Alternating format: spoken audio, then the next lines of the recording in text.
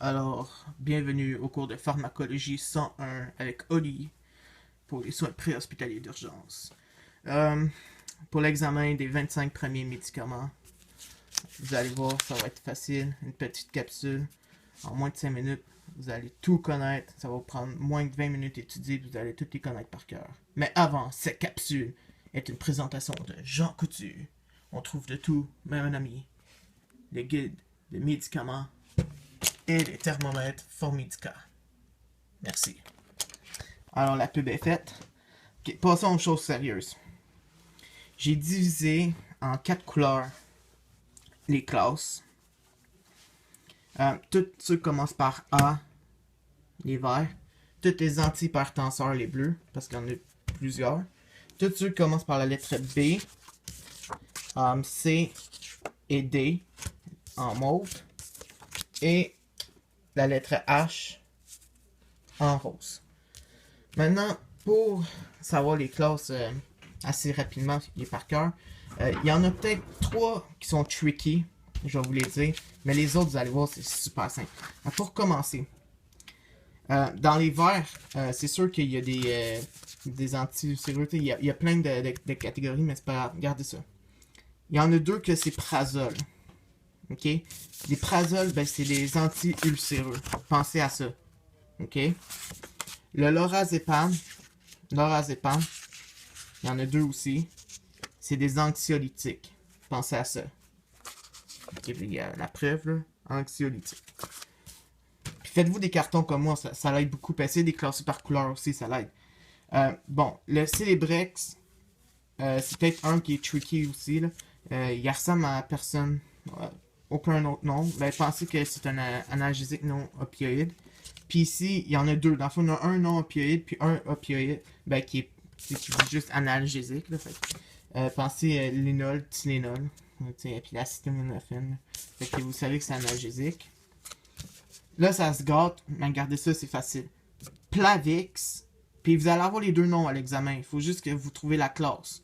Fait que Plavix, pensez à plaque, antiplaquetaire. OK?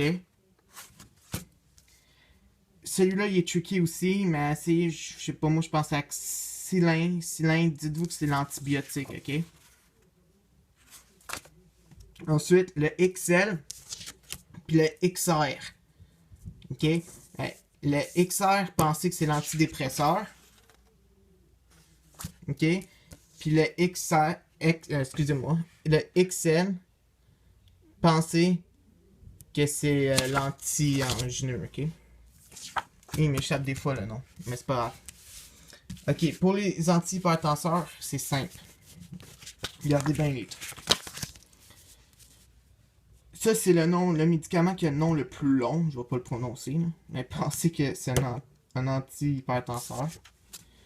Lui qui finit en LOL, quand on rit, pensez que c'est un antihypertenseur.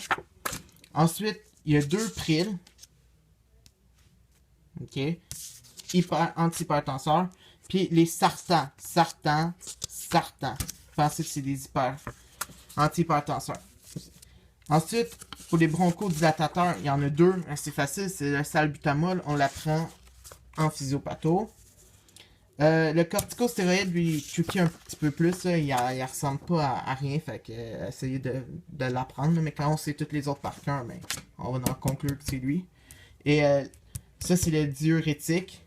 Lui aussi, il peut être tricky. Fait que ces 2-là, apprenez-les par cœur. Ensuite, le synthroïde. Pensez, thyroïde. Bon, ben, c'est quoi? Ben, c'est une hormone thyroïdienne.